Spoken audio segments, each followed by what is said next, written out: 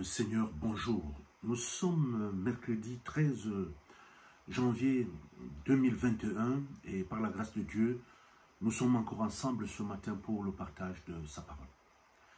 Nous sommes dans le Nouveau Testament, l'évangile de Luc, au chapitre 6, les versets 12 et 13, donc voici le contenu. Jésus monta sur une colline pour prier et y passa toute la nuit.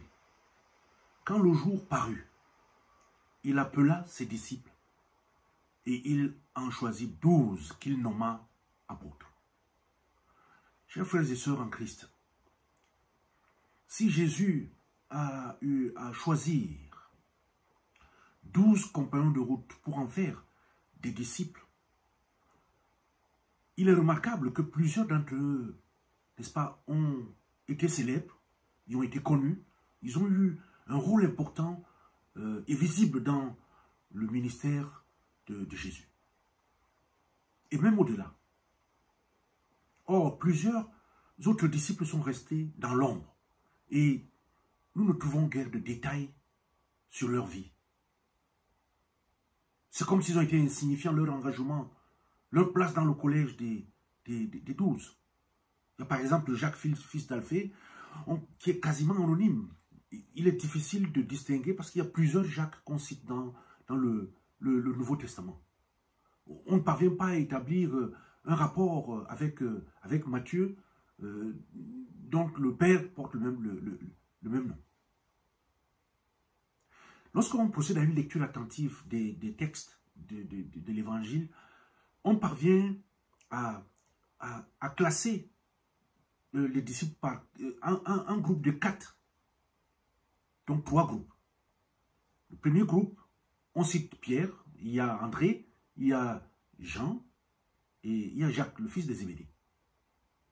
Dans le deuxième groupe, on a Philippe, on a Barthélemy, qu'on appelle encore Nathanaël, il y a Thomas et Matthieu, qu'on appelle Lévi. Et le dernier groupe, c'est Jacques, le fils d'Alphée, et il y a Thaddée, qu'on appelle Jude, et enfin, il y a Simon le Zélote et Judas l'Iscariote. Le fait que les évangélistes, ici, là, Marc, Matthieu, Jean-Luc,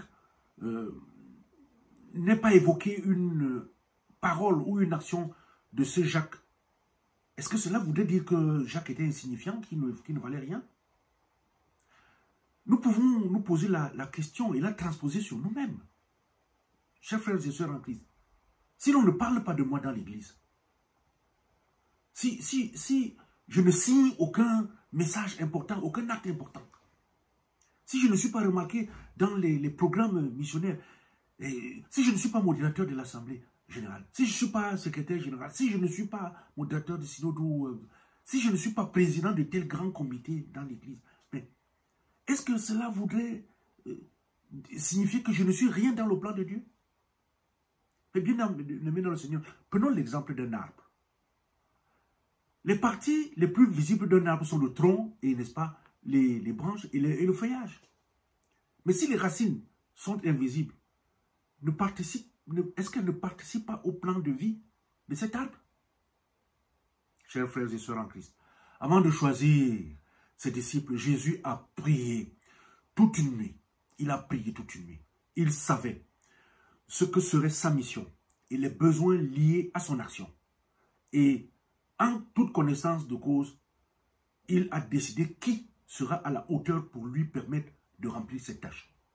Dès lors, même si Matthieu ou Jean n'évoquent aucune action de Jacques, le fils d'Alphée, les qualités de cet homme sont réelles pour que Jésus l'ait appelé à son service.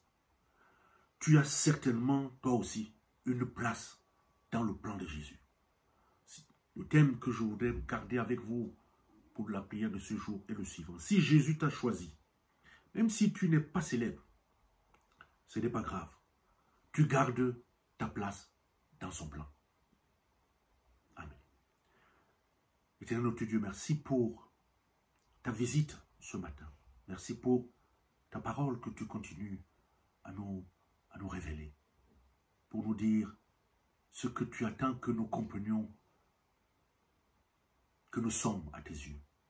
C'est toi qui appelles les uns et les autres. Nous aussi, nous sommes appelés. Garde cette conviction à nous pour la route. Nous t'avons prié au nom de Jésus.